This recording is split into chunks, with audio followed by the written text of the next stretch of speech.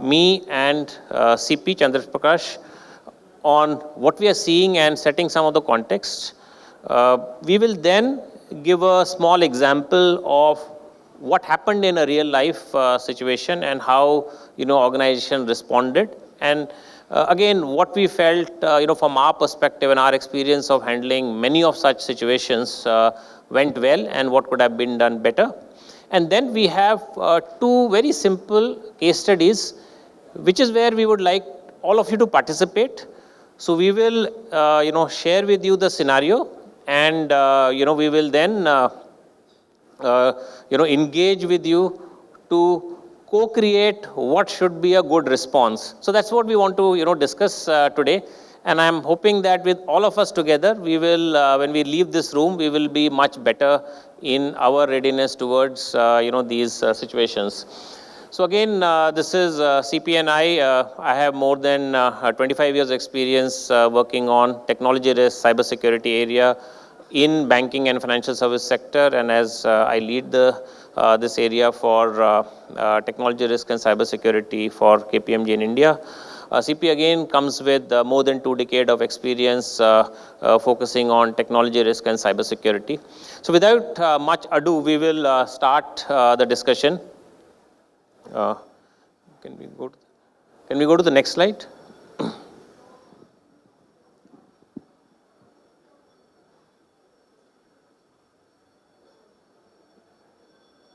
Yeah.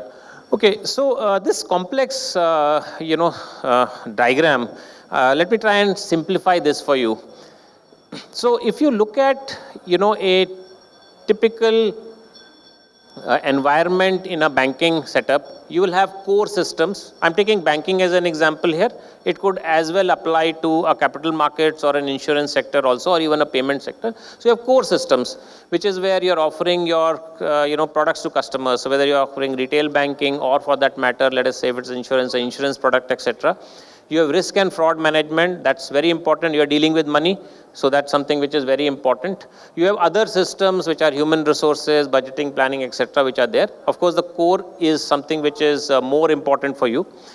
But then there is also a very, very important systems which are around customer interfaces. So you have online channels, you have branches, kiosks, etc. And in today's environment, the online channels are becoming the principal ways of interacting with customers, as well as with your own employees. So that is where a lot of interactions happen.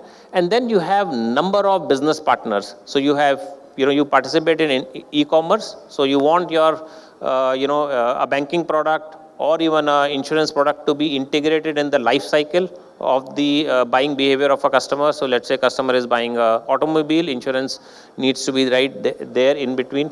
You have lots of service providers, right from credit rating agencies, fintechs, R&Ts, outsourced service providers, which could be large number of technology players. And then you have, payment settlement related providers. So there are a number of providers, which are there. And one of the characteristics of today's environment is that it is always on, anytime, anywhere. You have ecosystem-wide integration. In fact, many of you would be seeing your business leaders are saying, integrate more. We don't want any manual intervention. Let it be an end-to-end STP, because you want to give customer that experience, and that is something which is happening. Self-enabled, right? So let the customers deal with it. And automation, and in fact going towards autonomy, where some of you would have been bringing in AI. So there are chatbots where automation to autonomy movement is happening. This is the environment. And this environment also is characterized by another factor, that it changes quite rapidly. Right. So with this as an environment, and which is changing quite rapidly, it's a no-brainer that we are finding issues coming in where, some of them are so major that regulators have taken really, really heavy action. And you would have seen that in the public domain. So with that is what we have to protect. Moving forward, if you look at it, what are the challenges which are coming in?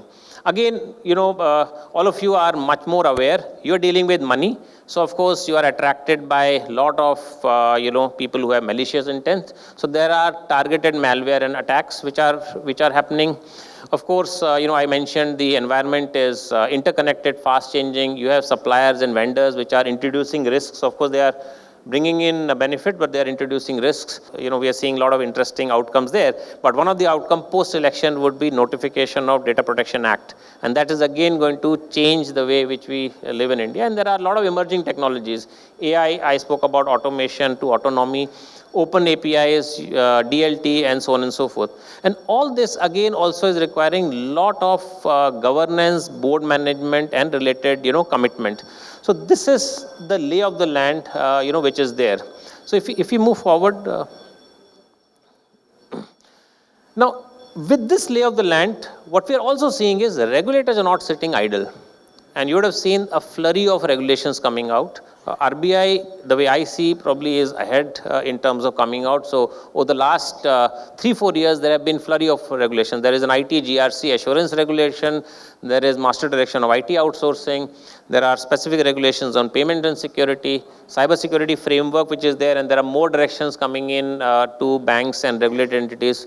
There are regulations which are on payment storage, Bharat Bill Pay, issuance of PPI, prepaid instruments, card tokenization, so on and so forth. SEBI also has come out with number of regulations on MIIs, on cyber security and cyber resilience, on outsourcing. Aadhaar again has, UIDAI has come out with Aadhaar Act. METI, of course, has two big, acts which all of us have to respond to. IIDA has come out with cyber security guidelines, and there is, of course, standards like PCI DSS. So the regulators are also, coming with lots of regulations. Now, what does it mean as an entity to, all of you? It means that you need to have a more holistic and robust way of responding. And what does that, look like? See, move forward. Okay. So what are the themes which are there in these regulations? I think that's very important to answer that question of what you all need to do, right? So if you look at the top left, at a board level, there has to be a very comprehensive governance framework, because what is the regulator saying? Regulator is saying it doesn't matter if you have a very strong technology, unless there is a governance level involvement right from the top, and you have clearly specified what are your commitments and obligations. Some of it are being forced by the regulator, right? So for example, under the RBI regulation, it has been said that access control policy has to be approved by the board. Now, that has to be done. It doesn't matter you have state-of-the-art access control policy. If it is not approved by the board, it's not approved by the board, because the obligation needs to be right at the top. So that's what is happening. Unified and automated continuous GRC and reporting. So there are various, communications which are coming from the regulator, that you need to have automation, you need to have unified mechanism, you need to have audit trails, etc. A robust outsourcing framework, because that's outsourcing is the norm. Data protection, privacy, as well as security. So that is again something which is, which is there quite clearly. Security architecture and vulnerability management, with so many security problems coming in, there is a clear focus on how the organization is managing and responding. In fact, a lot of reporting requirements are there now, where security issues are to be reported to the regulator. And with the data protection board, data protection, in fact, it will have to be reported to the end customers also.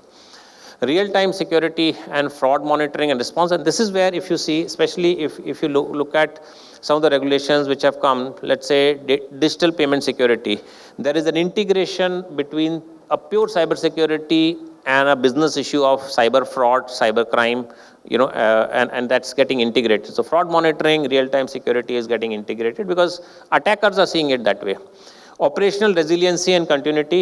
In fact, that's again a focus which is coming in. RBI has already come out with the guidance, and guidance in most often it means it has to be implemented, where they have demanded specific action on operational risk as well as operational resiliency. Customer communication, grievance handling, we are seeing more and more action happening there. And last but not the least, there is a need for specific action on emerging technology, especially if you see cloud, there are a lot of regulations which have come out. AI, again, there are talks where, newer act and regulations are likely to come out. So all these are the themes. Now, if you look at all these and you want to, synthesize them to see, as an organization, what do we do? And this is where, I would again draw upon some of the points which are already there in our regulation, that it has to be a 360 capability to respond. So what the program should have? A program needs to have a governance capability. It needs to be very clearly articulated, right? It doesn't matter what you say. What matters is what you have written and what has been approved. So your governance framework has to be there, it has to be approved, which means who is the responsible, how the responsibility will discharge, how it will be monitored, etc. There has to be a robust risk assessment, and there is a drive towards building RCSA, which is risk control self-assessment. Some of you who have been part of, let's say, operational risk side would have heard this term RCSA, but that's coming into the technology and the cyber domain much more clearly. Integrate that with vulnerability assessment and configuration review. So that's where the risk assessment is to be done, which has to be done on a continuous basis. And then there is automation analytics, which is coming in, where GRC, DevSecOps, and dashboarding. A lot of time the question is coming, what's the state of affair? And in fact, I was talking to one of the bank a few weeks back. One of the question which is coming in is that 2 reports submitted to the regulator are not exactly talking the same thing. So there are differences in what has been reported to the regulator, right? So how do you really address that? It means that you need to have a centralized and as much as possible automated capability and a very clearly defined KPIs which you are responding to. Many KPIs are being directly provided to you by regulators, but some of it you'll have to build on your own looking at your strategic interests. So if you're going more heavy into, let's say, retail lending, then maybe some risks will be more important for you there. Communication and reporting, communication to whom? Communication to your employees, communication to your customers, communication to regulator, sometimes communication to public at large through, your interactions in social media. So all those have to be again in there. And then last but not the least, proactive monitoring and actioning. So most important part is actioning. Are we able to monitor and action? We have seen many times that there is a very good SOC which is available where, a lot of incidents are coming up. But then when you look at the real need, which is actioning again in a real time or a near real time basis, that's where a challenge is there. So these are, I would say facets, somewhat simplified, but to try and, put it in a slide, what is needed. So right from governance all the way till monitoring and actioning is something which is needed. And this is what we see even the stakeholders are asking. So if something goes wrong, stakeholders saying, yes, fine, you do something in terms of automation, you have a proactive monitoring and actioning, demonstrate that you have started doing it. But they're saying, what is happening at a governance level? Have you fixed the top? Because they're not agreeing that if you have just fixed the bottom, you have done a action which is sustainable and will survive the change in dynamics of the technology environment. Are you doing proactive risk assessment? If you're not doing, then you are not knowing what new problems are coming your way. Because in today's environment, there are lots of partnerships are happening. Today, you may not have partnered with a particular agency, let's say an e-commerce provider. Tomorrow, you partner with that, agency. Newer risks come in. So how risk assessments are being done on a periodic basis. So this is, at a headline level, we would say is needed. Let me now invite CP to share with you a quick overview of an example on how, looking at this framework, one should respond, in this specific situation. CP, over to you. Thank you. Am I audible? Can you hear me? Okay, fine, thanks. Thank you, Kunal. So as Kunal has set the context that we need to look at it, cyber incidents also, not as a technical problem, but overall thing that we need to address at an organization level. Specifically considering that we are living in a technology boom, plus regulators are becoming very stringent and very demanding. So what I'm going to do is that in next 5 minutes, I'm going to run through a real case study and explain a bit, and also we'll need your participation. So let's see certain context around this company. This was a financial services company. It employs more than 2,000 people. It's governed by SEBI, and it's also governed indirectly by RBI, and it is also a part of the national critical infrastructure. Now that's the setting. So most of you might be coming from a financial services background, so you can relate whether it's you can be working for a bank or an insurance company or a fintech, etc. Now this firm has obviously invested in various security point tools, which everybody does. So I have the firewalls and intrusion prevention system, an EDR system, a security monitoring, because that's what regulator is anyway asking for. So when regulator is asking for, you are sometimes doing check in the box, which means for the sake of compliance, I will do lot of things. Now, how effective they are and what is the tool optimization is secondary thing. But this organization also was at forefront. They had some of the best vendors to really implement and manage these tools. Along with that, they had a security monitoring team, they had an incident response team, and also a technical security team really to govern it. So they thought that we are very good. We have invested quite a lot of money into security. Now this firm's monitoring team, they identified a ransomware infection and one of the critical Windows server. And the note was that you have to pay a ransom within the 72 hours. And actually, before they saw this ransomware note, they got to know indirectly by an operational glitch, which means somebody was trying to log on as an administrator. He was not able to log on to one of the servers. So that was the first point. And he saw that why I'm not able to log on. And then when he bypassed the PAM and he went to the server, there is where he saw this ransomware note. So he understood that the system or the application is encrypted, hence I was not able to log on. So that was the origination point. Now IT team performed similar checks on other systems and they revealed that this infection actually spread. Obviously when ransomware attack happen, you know that the Active Directory gets compromised and then any systems which are connected to Active Directory users, the logon script runs and the encryption algorithm or the software actually runs on all the endpoints encrypting it, which means they already bypass the ADR by the time the infection happens. Now you look at this and just imagine this happened somewhere almost just before the midnight. Now what the person is going to do, right? Typically you will see that, oh, IT team was trying to do some administration and let me inform the CISO, let me open a security incident, but this is absolutely serious. And the people were not really knowing whether I should call CXO, CTO, I should directly call the CEO, and what is going to happen to that? Because this is a sensitive issue, right? This is a financial service organization, midnight, you identify infection, some of your servers not working and you just don't know what to do. Should you just shut down the system? Because you don't know till what level it has spread. So there were a lot of dilemmas that were going into the people's mind that what I am supposed to do. That's where all these governance, procedures, things come into the picture. Now let's see executives' dilemma. So obviously this firm was because they were into financial services, they were quite proactive. They immediately informed the CTO, they informed the CEO. CEO also took some time, and discussed and informed a couple of people in the board so that everyone is aware about it.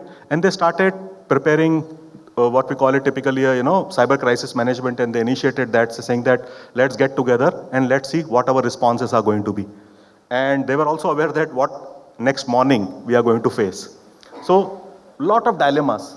CEO was asking questions that if I inform, people will ask me, right, or a regulator, how many systems are compromised? What is the extent of surveillance that is happening? Because this firm does not know whether it is just those 50, 100 systems or it is spread, should I shut down? Because to take decisions, you need some information. But in this situation, what happens, this is an ever-evolving situation where actually you are under cyber attack.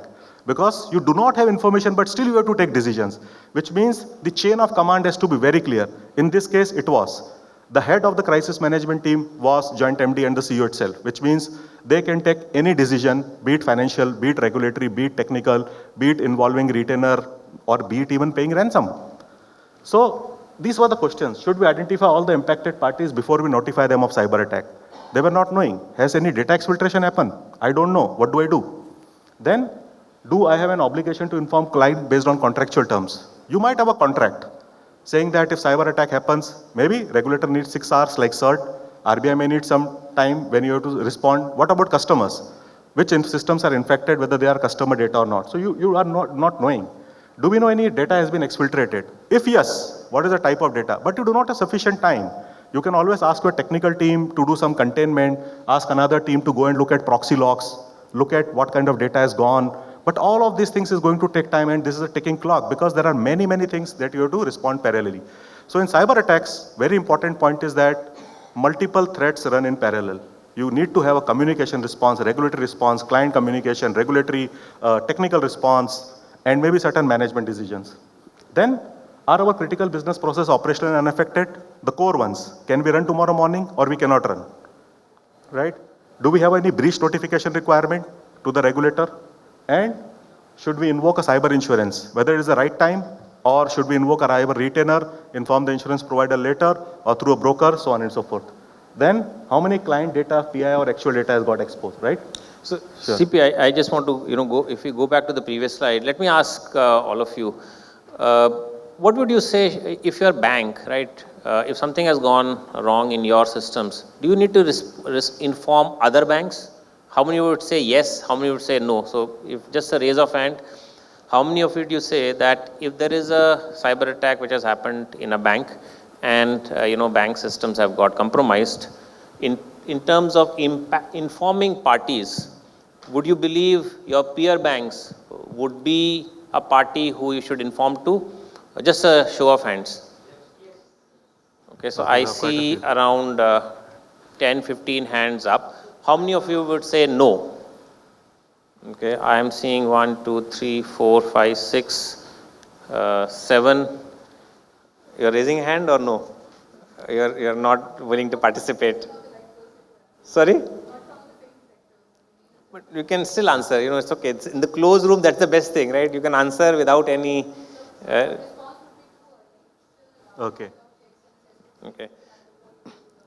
Very interesting point that we need to calibrate. You are saying yes. So it's very interesting. You see, in this forum itself, we are having two houses. Of course, I would say majority was towards response, but there was large enough number of people who said no. And just if I give a little bit more information, if the payment system was compromised, will you inform? The answer could be really yes, because you are paying other banks some huge amount of money because you are obligated to pay, and that may not go out, and that could initiate a contagion effect because that bank cannot pay further, and so on and so forth. So sometimes the response need to be even faster to your peer bank than otherwise to protect the financial market. So it's very important that these questions are looked at, because right now this is a no pressure situation, right? We are within the four walls and all smiling. Imagine when there is a huge amount of pressure on all of you about what to do, how will you respond, and how will regulator, government, and other stakeholders look at you. So you have a hand raised. Just give us few minutes. We'll come to you. Yes, we'll be back to you. Yeah, sure. Thanks. Okay. So what we are going to do is that this firm obviously took a lot of decisions. There were like 25 different decisions that were taken just over a period of 6 hours.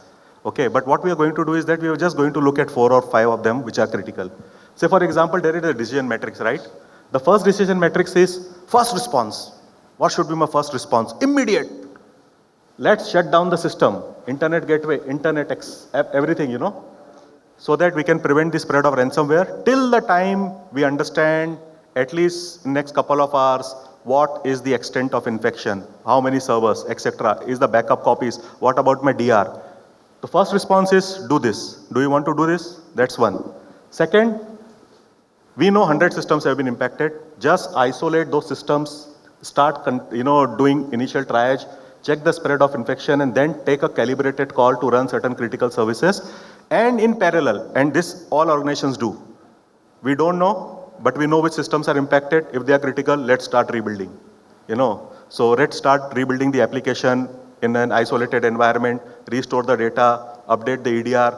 Meanwhile, the isolated system, people who have done it, by looking at ransomware notes, by looking at EDR logs before the encryption happened, can they come up with some malware, which ransomware group it is? Do we know the IOCs or indicator of compromise? Let's start updating, let's start working with OEM. That's a typical response that this has here. So what I will do is that those who believe first is the right option, you can raise hand, say that when we don't know, let's be safe. Shut down everything because we just don't know right now. There may be people who may say, it's too early to call. We don't know whether those servers were critical or not.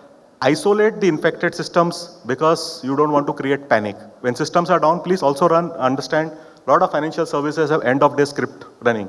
Lot of end of day scripts take data from one part to another, which is used in reporting, which is used in your MIS, which is used at data warehouse analytics, sometimes even regulatory reporting. So you just see that, tomorrow morning, suspicious account tracking, say for example, you will not be able to report. Maybe you can afford. So raise of hands, those who believe it's first. And anybody who wants to say? Yeah. Oh, so there are only 3-4 people. Okay, there are just 3-4 people who are saying shut down everything. Yeah, so the first option, yeah? No, it's everything. Shut down the network, internet gateway in all systems. All systems. It's very clearly says. Because if you just shut down internet gateway, you will not have data exfiltration, but the malware is already there inside. If the malware is there inside, it will anyway spread because it is spreading through your directory service. Right, so any systems who is connected to Active Directory, that's how typical a ransomware works, right? You compromise the Active Directory, then what happens is that systems which are connected to that Active Directory or users who are logging in, the script runs and it encrypts everything. So your AD is already compromised, done deal. So you will not be able to log on. So we saw around 4 hands raised to do Just first. 4 hands. So by default, we understand everybody is on the second. How many of for the second one? Yeah, you want to say something? Oh, second one. There are quite a number of people in the second one. Okay, I think, sir, you want to say something? Can I share something? Yeah. So, my name is. I just wanted to share this incident that happened in my company as well. I am Santosh Vaswani, journalist and editor with CIO News. So, our website where we post our video interviews and articles, exclusive articles with CIOs and CTOs, it was hacked. And I was actually publishing some articles and I suddenly saw that some, it was hacked by some hacker, and I had to inform my CEO, and we had to call up the vendor who was the maker of the website. So he had actually told me to shut down each and every system, log off from every website, whatever logins you have, because if you just shut down the website and the rest all the work continues, a lot of other login and credentials and passwords could be compromised as well. So yes, the first response, shut down everything, would be a great opportunity in a first response. So few people may say shut down everything because one, you don't know. Second, there may be scripts which are still running. If you shut down only the internet, the passwords are already compromised, the data might have been exfiltrated, so on and so forth. So the best option is when we don't know, be safe, shut down everything. But just imagine you're a bank, can you do it in the night?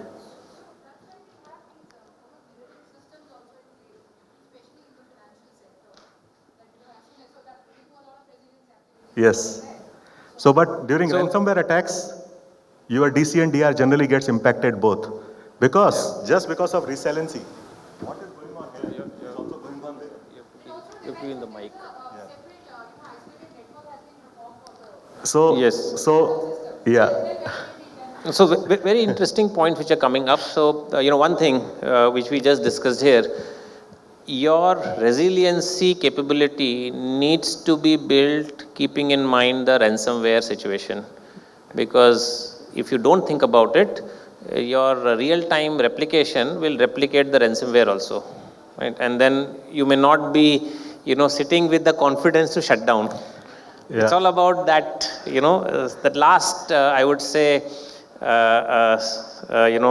maybe capability in the entire system, which can decide your fate. Yeah, let's move forward.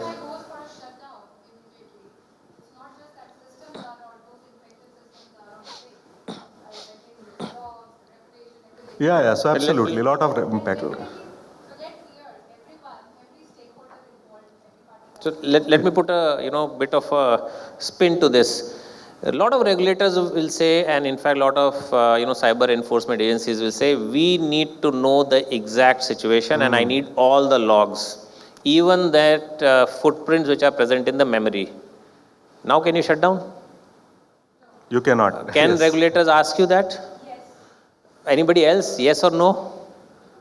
Right? Okay. Yeah. So the answers are not those simple. The bottom line needs to be, you have to be planned and prepared. Let's move forward. So obviously you have to isolate the system, but I will just spend 30 seconds to answer your question on resiliency. We do a lot of work with banks also. The thing that you are proposing that, okay, I have a DC, I have a DR, all critical systems are running in active mode. A transaction when it is being done, it is written here as well as in the database, then only the transaction is complete, which means that the infection of ransomware is also same. People are asking that how should we create a ransomware strategy? And if the answer is that let's create almost similar data center with all the critical systems offline, then you are talking about multi-million-dollar of investment for something that probability may be 5-10%.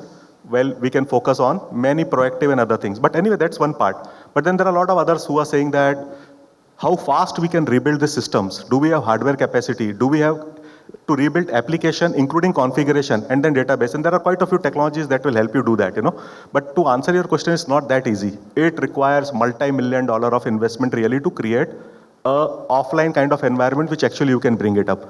But as Kunal said, systems are so interconnected, one bank or one financial institute cannot say, I will shut down. You don't know how many APIs you yourself have exposed, to another 10 banks to consume. And in the mobile banking, this environment, you can't even shut down internet, which means indirectly you are saying that no transaction, loss of business. And you don't know the regulators. While you may say that I will shut down, that's a different thing. Regulators are going to come and really harp on that, how fast you responded and what you did. In fact, for one of the real situation, we know there was a question which did come to the table, that can you give us some clarity that this ransomware did not spread to others? Other banks. Right. Or API. Now it becomes very difficult, right? If you don't even inform the peer or others could be much larger. How do you even know whether it has been impacted? Right? So those are the decisions which have to be clearly there. That's let's move forward. Yeah, whom inform, Okay. Next. Shall we continue to let existing outsourced security monitoring team continue with the investigation and recovery faster, but it may be risky because these are the guys who have missed it. Might have a governance challenge, right? Or you should engage with an specialist, third party, you call it emergency response service, retainer professional, maybe existing contract or you don't have an existing contract for better governance and independence. But just see, if you don't have a retainer, which in this case this firm didn't had, the person will take some time to understand your business, your technology systems, your application, your connectivity, which means 4, 6, 8 hours, right? And how fast they can mobilize. But if you allow the existing vendor to do it, he may do a shoddy job. Your board will ask. The person who was monitoring and managing, you allowed them to do governance and investigation. What is the guarantee they did right? And what if they have not deleted any logs?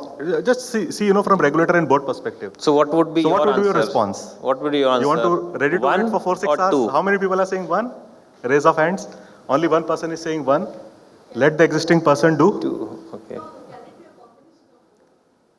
To some extent, yes. It can be, but that could also mean challenges. You'll have to deal with 2 people and the attack. But yeah, it could be 2 also. Okay, so you're saying both. And so how many people are saying second one? Okay. So some people are not responding, right? So it means we don't know or both. Yeah.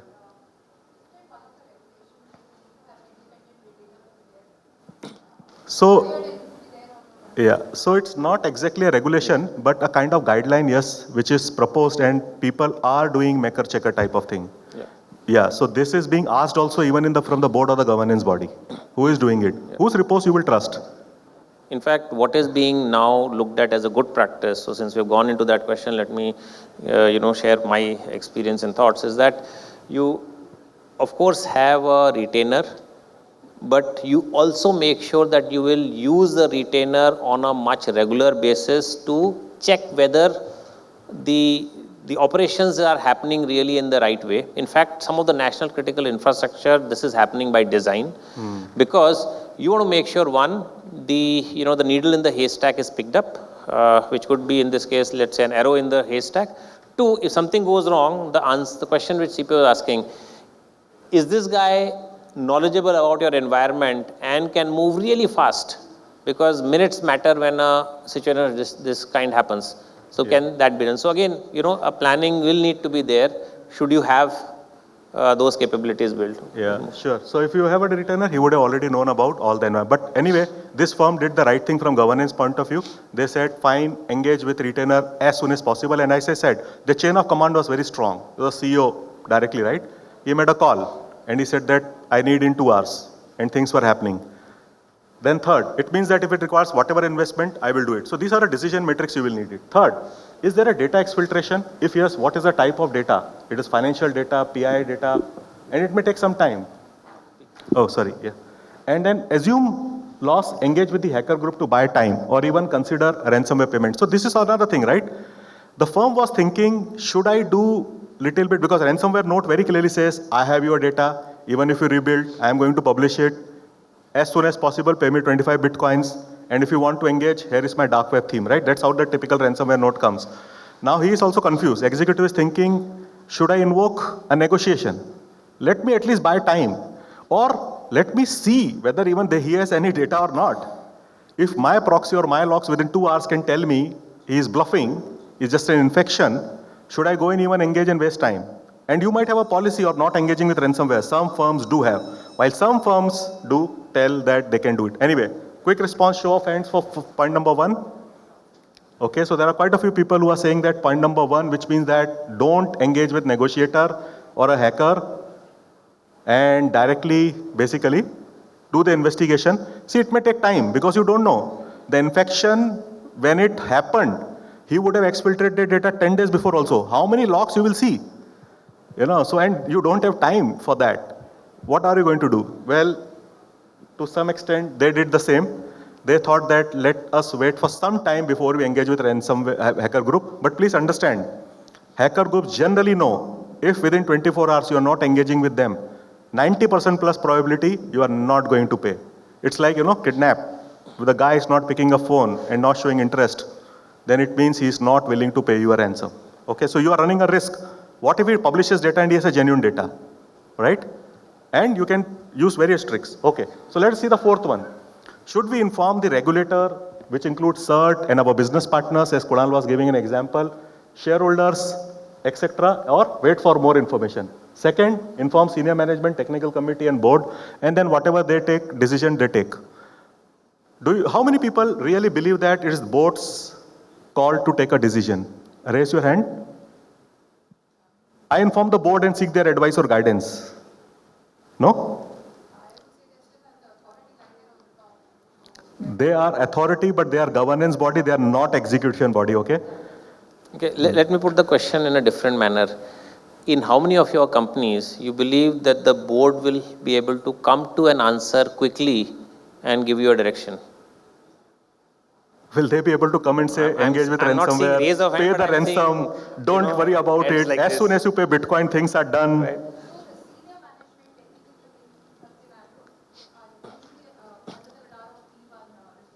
Okay, so let me ask the question again. In how many of your companies you believe the senior management, right, which is the executive directors or managing directors, CEOs, they will come up with the unanimous answer or an answer for you to take action very, very quickly? Okay, I'm not seeing a raise of hand, which itself is quite, telling that there is need. And I'm saying this out of my experience because when we do sessions and interactions and work, we do come up with situations because, many times it is felt that my role is to do business and there is somebody in the technology room and in the cybersecurity room who has to do this. And when the call has to be of this nature, only the executives can really do, or the decisions have been pre-taken. So there is a rule book which very clearly says, if you find this, do this. If this happens, so that the approvals are already there with you. Yeah, sure. So, and the first one also can be tricky. You can say that I will inform now, or at least let me get some more information so that I can go credibly, right? Because if I inform, they may ask 10 questions and I don't have an answer. Do you want to waste time or, or invest time in that? So anyway, the firm did the first one. They said that we are going to be on the first side, but if you see why it is put in first and second, they at least invoke cyber insurance. He said, let's negotiate, not to pay, to buy time. Okay, and to see what they have. And typically, if you see how these guys work, they will give you some 10, 20 MB of data to prove that I have. The negotiator has a lot of tricks. Show me. What if I give you, then you don't delete it? What if, this, etc., right? So they know how to sail through, they have, they do not have, and it's not written. So, kind of, okay? So, anyway, there were a lot more, but just to tell you, to conclude, as I said, there were 25 different decisions which were made in 1.5, 2 days, including rebuilding the systems, and they were lucky. The ransomware spread only on the front-end servers, which were Windows. Back-end database were intact. They confirmed. Then they rebuilt the entire Windows server within 6 hours. They were up, live, running next day morning. Okay? But however, they informed regulator, and from the governance point of view, they engaged with the third party, for governance, and they also didn't pay any ransom while there was some data exfiltration happened. So it was a very well case, there were a lot of learnings, what they could have done well and not, etc. But any concluding remarks before you go to the case studies? No, so I think I would say, first of all, I would like to thank all of you, and I think you should clap for yourselves because all of you participated really well. And in fact, we were thinking that we'll do the first as an example and then run 2 case studies where you will participate. But the level of participation is really phenomenal, so thank you. In the interest of time, I think we're going to run 1 case study. Yeah. And here, again, see, the beauty is that this is a 4-walled enclosed area. Whatever you say remains within here. So please ask questions, please say your mind out. Yeah. So please, let's.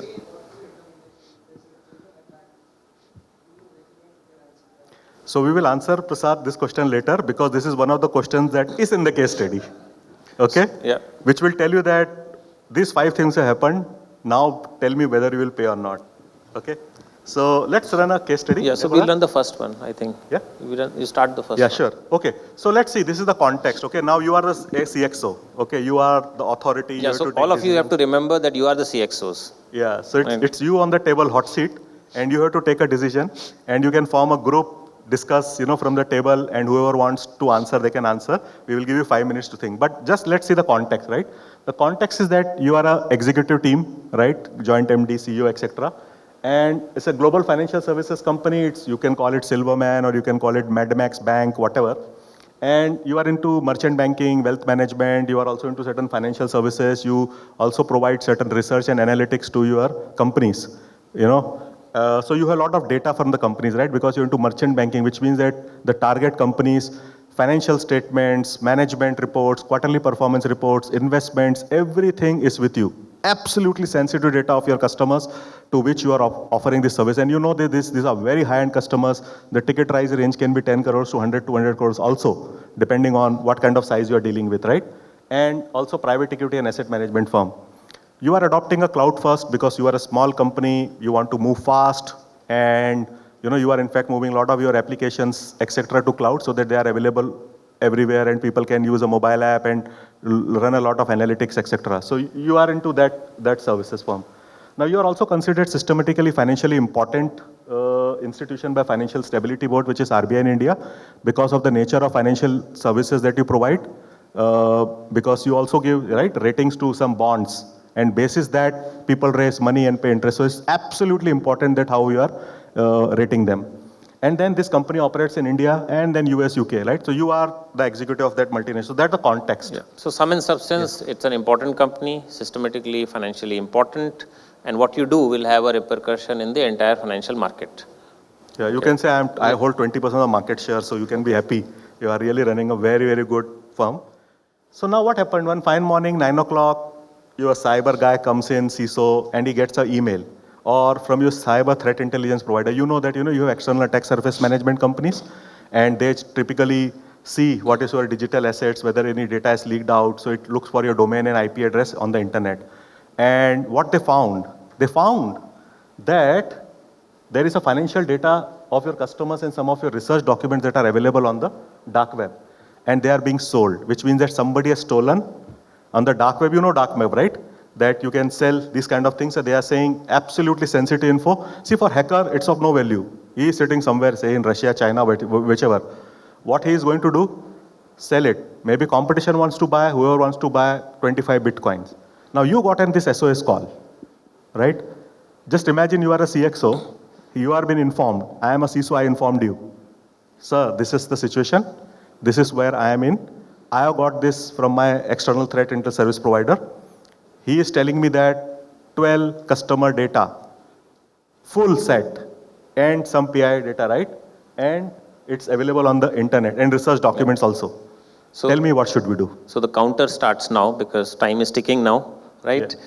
And keep in mind that you are responding for all the stakeholders, to yourself, to the regulator, to the industry, to the government, to the social media or the public. So he is giving exclusivity also. If I sell you for 300K, this will not be sold to anyone else for 1 week. So you can do whatever you want in 1 week time. Provided you believe him. Yeah. So now this is the questions. I can give one by one or I can give all. One by one. And you can take 2 minutes, think over it and then answer and who can say. See, you ask your threat intelligence service provider to do a fact check. Whether it is true or not. He goes and starts to negotiate. And he says that, tell me the truth. Tell me what data you have. If you have 12 customers, at least show me one. So he is interacting and then he comes to know that there are some data customer data, PI data for European customer ends and financial research documents. Now, what will be your immediate response to this situation? Yeah. The first response, what you will be do if you are a CXO, and the guy is CISO, I am CISO, I am calling you and telling you this is true. He has shown me data, and he is telling me that I have 100 MB, I am showing you only 2 MB of data that has a customer info European. Now you are worried, right? You are immediately thinking same executive dilemma. Should I inform the customer? GDPR, PII data, financial data, which regulation, whom should I? So now you have to do a lot of things. But what is the first response? First response can be regulatory, let me call CERT. It can be cyber insurance. It can be, let's deal with this guy. Because Okay, he says it will not so be. what would be your answers? And, there could be many answers. Yeah. Yes, sir. Yeah, Certain. So that's a regulatory you response. get, 10 marks out of 10 for the regulatory Yes. requirements. You'll inform certain. That's Okay. brilliant. Yes. Anybody else? Because you have to have regulatory response, but you also have to into a technical response, strategic response. You can't say CERT, now I am off. No, So which first is thing very good. correct. So I think, yes, ma'am.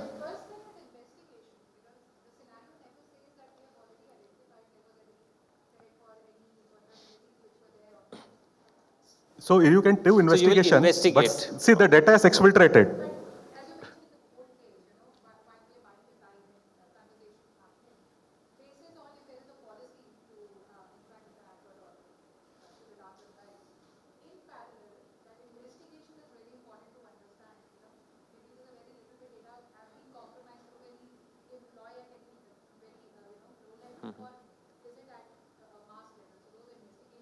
So two things you have said. One is start investigating, and if there is a policy, which let's assume there is, start interacting with the the perpetrator or the person. I will just ask counter Anything. question. I will ask. Let's move forward. Okay. Anybody else who wants? Yes, Please. sir. All your interested parties. Okay, he's saying inform all interested parties. So investors.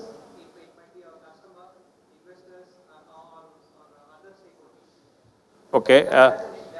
15 minutes. Okay. So if you inform, just keep in mind you are a listed company, and now there is a SEBI regulation which says that if there is a rumor which comes out, you have to publicly, confirm or deny that. Okay. Confirm or deny that, and of course, if the rumor could impact the market capitalization materially, and such kind of things may. So, but you are saying that we should inform all the stakeholders, all the, you said all the customers, no, interested parties. Okay, so all the interested parties should be informed. You said investigation should be started. You said certain should be there. Okay. Sorry? Okay, that's also an interesting question. So, I think this requires a coffee conversation after the session. Yeah. So, and one of you should convince the other. Yeah, I will take 10 seconds. Yes, sir, you were saying Okay. something. Yeah. Ideally, the institution will have a CCMP and IRP. So, and a call tree. So, assume it is there, and you are the institution, right? So I will invoke that. I will invoke that. What Rather will you than do? So, firefighting, everybody here wants to know what will be the 2-3 things you will do. what would be there in the IRP? No, that's a politically correct answer, not needed in this four walls. So, IRP has decisions, and you are the decision maker. And IRP says this decision has to be taken by governance body, and you are the governance body. I'll check the sanctity of this. So you will check the sanctity. Check But the sanctity. That's a very he has provided important some point, sample yes. data. Okay. Yeah. No, still, I'll go more full throttle on that. Because I have seen many cases when ransomware people will just try to invoke fear inside some. Okay. So I will just give you one perspective in 30 seconds. Yeah. While you may take time, a competitive world, I can pay him $300,000, take the data out, put it on the internet. You will get GDPR fine of, how many percentage? 4% of your revenue. So just think through speed. You can keep on checking sanctity. Actually, I have been I'm from Reserve Bank of India. I have been part of such forensic incidents. Usually that doesn't happen at such. I am giving you perspective. That you are telling, but you're right. I agree, sir. So, yes, we are, in the forum, we are trying to make it a little bit more interactive. I would say interactive. I'm with you. But that's what your point is valid. You will, so full throttle, is a need to go forward, because every minute counts. Okay, let's go to the next question. Okay, fine. Yeah, so your responses can be manifold. Okay, now let's move to next. The CISO and the incident response team investigated, so they listened to you, okay? They said, while we do parallelly, let's listen to her. And customer details from CRM, research models, financial information of 12 customers that was stored on an open FTP server, which you put because you were doing some migration to the cloud, was compromised. And from there, the data is leaked. Now you know exact data. All customer, now you know the name also, right? Now you have the information that these were exfiltrated. What you will do next as an executive? As a technical response, yes, shut down the cloud server, but it's done. Now as an executive, now you know the root cause. You will go and deal with him. He said, inform all your customers. Now you have all the 12 customers info. So now you have won the, Yeah. this debate. Yeah. Now what? Now it's confirmed. You will pay. Now you are waiting for info, right? How many people say now let's pay? So how many people are thinking what to do? Okay, yes, good.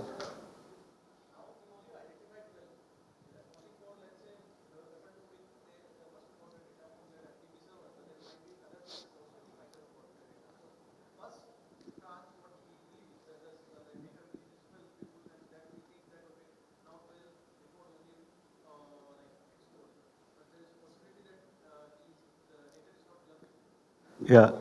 So as an executive, your response is keep on investigating. This is confirmed. That's also right answer. Executives will take fine, shut down the server. Now see how many connections from this server has happened to other servers, and was it connected or it was a standalone, and see if this user, this account which was compromised, what all things he has done. So somebody is doing it. So perfectly fine. They are looking at more. That's okay. Technical response, See the extent. Any other responses as an executive? Nobody is saying let's buy it out. 300K is not big, right? You're a 20% owner of its market share. Listed company. Yeah. Yes. Okay. Yeah. That's the Very right interesting, very important point. Thank you, absolutely. ma'am, for saying Yes, that. thank you. Very, very important, because many things will depend on police complaints. Even, insurance cover will also initiate if you have done police complaint, because the insurance company will ask, is there an FIR? So very, very important point, which again needs to be looked at. Let's move forward. Yes. Okay. So let's move to the third one. Okay, crisis management team. So somebody said, right, CCMP. So it's already invoked, and crisis management team has also started negotiation, because you know that data is there, right? And they have invested negotiation dialogue with the hacker group that exfiltrated data, but the guy is good.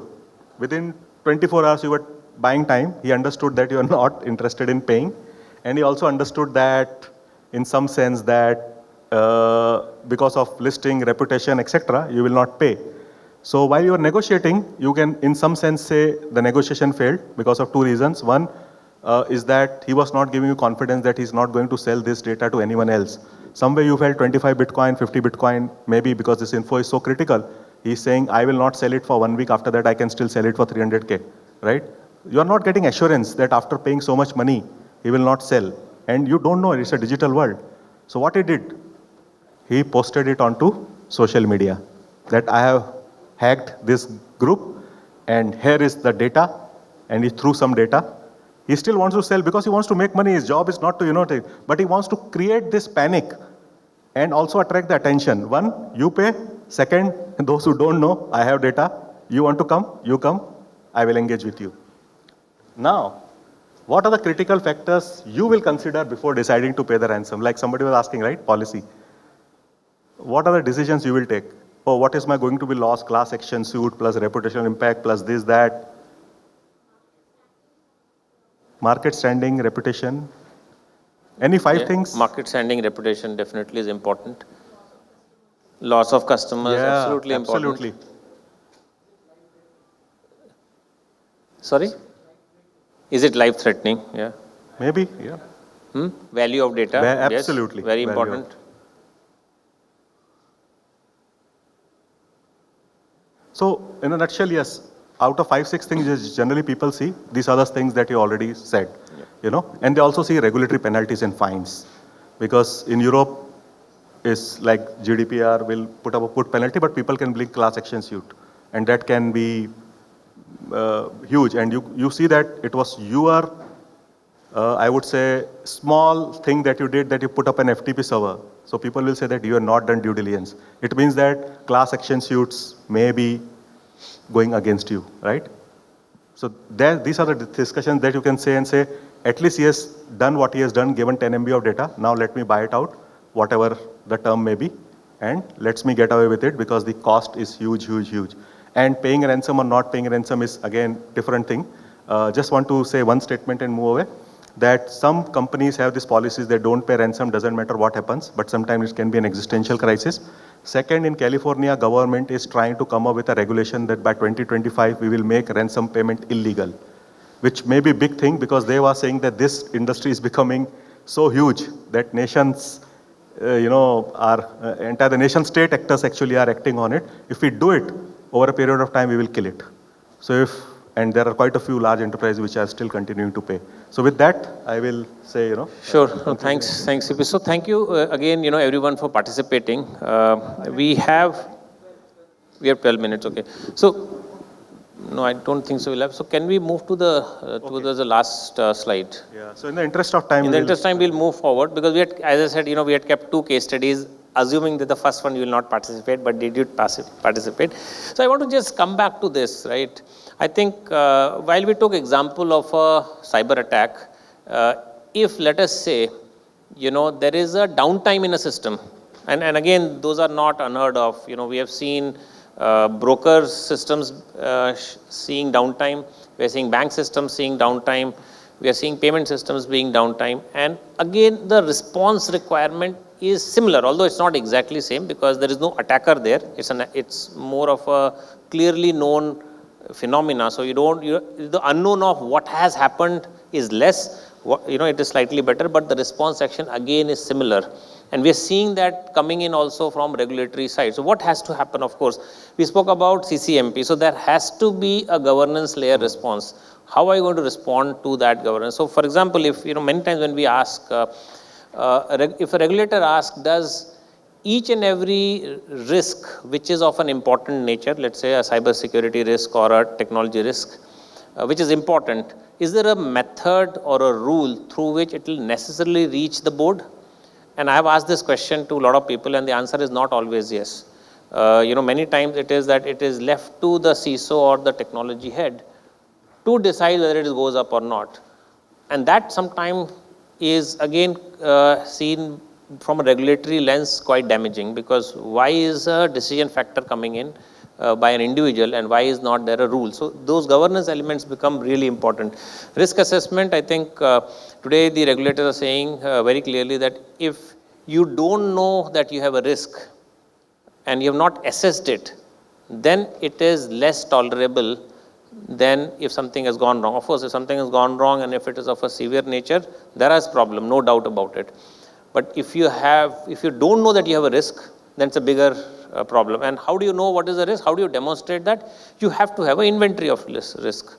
So against the inventory of assets, you need to have an inventory of risk, and then you need to have an inventory of control, and then you need to demonstrate by testing that it's working. So all this is coming in, and if you look at some of the newer regulations, which especially from the RBI side, they are quite moving towards that direction. How many of you have heard about a COSO framework? Has anybody heard about COSO framework? Okay, I'm seeing few hands going up here. The new RBI guidance note, which has come out on 30th of April 2024, which is on operational risk and operational resilience, it is in not exactly, but I would say almost exactly calling out for a COSO framework like capability, where you have this governance, risk assessment, communication, monitoring and action, and control testing kind of a thing. So that's where I'm emphasizing that something of this nature becomes very important. Automation and analytics, I think that's an ask which is happening every time, that do you have a centralized inventory? Do you have a centralized repository of all the actions which have been taken? Who are the people who are going to be taking the action? Is the responsibility clearly defined? And there are challenges sometimes, like, if a backup fails, who is responsible? Sometimes that itself is not clear. We know everything folds up to the head of technology, but then if everything goes up there, then reporting lines are not clearly defined where, the exceptions are reaching there every time. So again, a question, is coming in. Communication reporting, I think we spoke about, and some of you also alluded to, should you communicate in this situation to the other stakeholders? So whether it is customer, and there are requirements. In fact, we have seen that for one of the regulatory entity, there has been a mention that you were not informing customers, right? And that could be a challenge. DPDP Act, in fact, will make it mandatory to inform customers. How do you really respond to the customers, right? It's not that we can simply write a line saying something has gone wrong, right? Imagine if you have to respond, your corporate communication has to understand what response will be there. It has to be vetted and approved by the compliance as well as the legal head. And if you have to get all the three people together to find an answer, it's not an easy ask. I'm sure you would have seen that it takes time. So do you have these capabilities ready? So that's where, the communication becomes very important. If you're reporting to certain, of course, you need to know what you will report to, because you can't report more, you can't report less. You have to really be clear on what you're reporting. And proactive monitoring and actioning. I think the most important point, what we have seen is actioning. Many times monitoring happens, but we don't, really, we are not able to demonstrate that action was taken. Let me give a very simple example. Forget about ransomware. If you find that a user ID was deleted in a delayed manner, 60 days later, what is the action you will take? Is it codified what action you will take within your organization? Because 60 days could mean a risk. You need to be able to have a mechanism to assess the risk and take an action.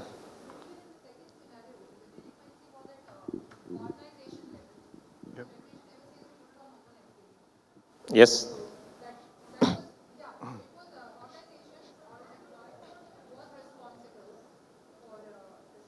Yes, so very, very important point, ma'am, you have picked up. So in this second case, when the FTP had the problem, when you apply this framework, one will have to look at where the problem was. Was it at automation level? Was it at a risk assessment level? Was it at a governance level? And all this has to be addressed, because while at an immediate basis, when it comes to technology view, the response has to be very specific to the incident. But when you look at strategic and what the regulator is asking, your response has to be at an overall level, where you cover it holistically. So that's what, we wanted to kind of bring out, that it's not just about being able to respond specifically. You have to look at a strategic level. There are specific requirements which regulations are calling out. Like we said, right, if you shut down, what happens to the dump from the memory? Like if any of you who are more technically oriented in Unix, it's better to halt the system than shut down, because then memory dumps are preserved. Similarly, when you can look at Windows, etc. Now, these are all methods which you should know, and your team should know to run fast at that point of time. And then, other elements. So that's what we wanted to present here. And again, I would like to say thank you to all of you to participate. CP, any last words you want to add? So just want to conclude on two things that you mentioned, right? FTP. Sometimes people do that, okay, in the night I am opening up an FTP server just for faster data transfer, and it is there only for 4-5 hours.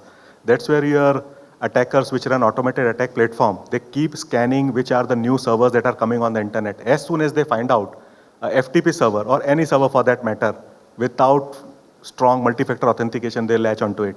The same thing has happened within ours. So that statement that we keep making, security is strong as your weakest link, sometimes comes into the picture, that even during these kind of things, you see what impact it can have, a simple thing also. So that's one part of it that I wanted to say.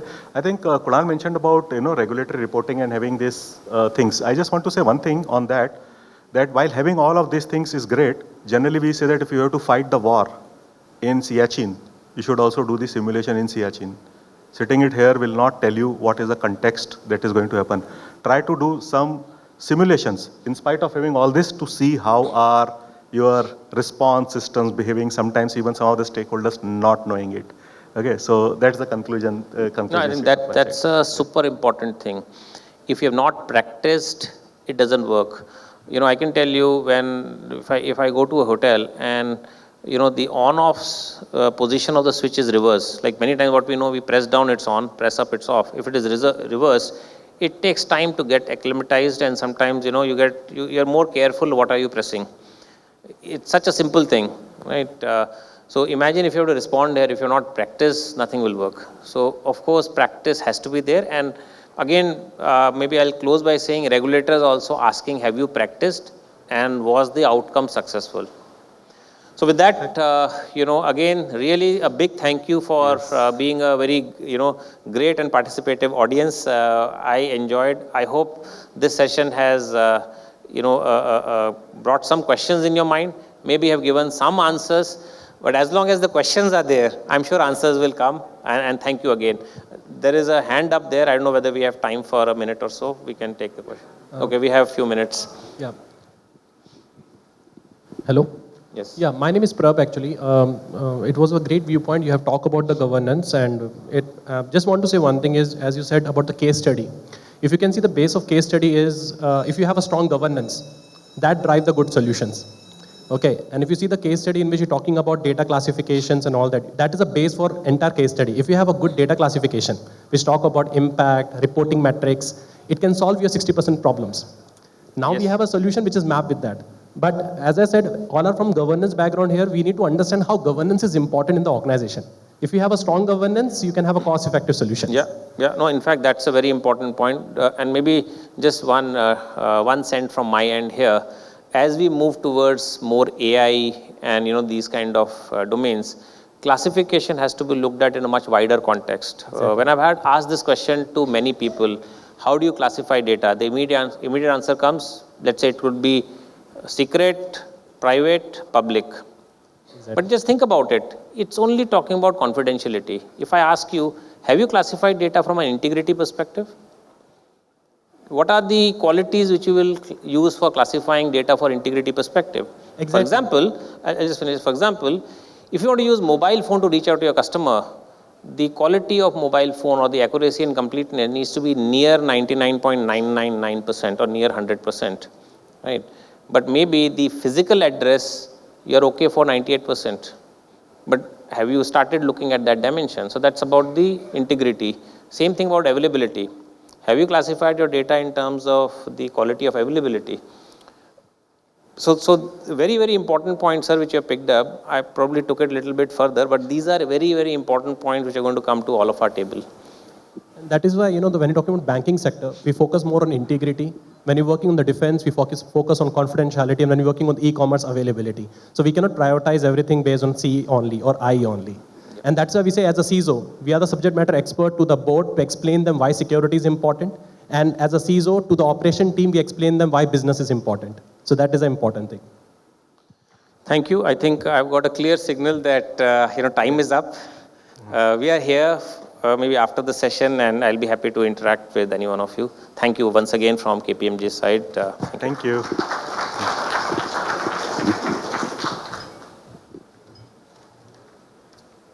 Thank you everyone for joining us. Thank you Kunal and CP. Just a token of gratitude from DSCI, please accept.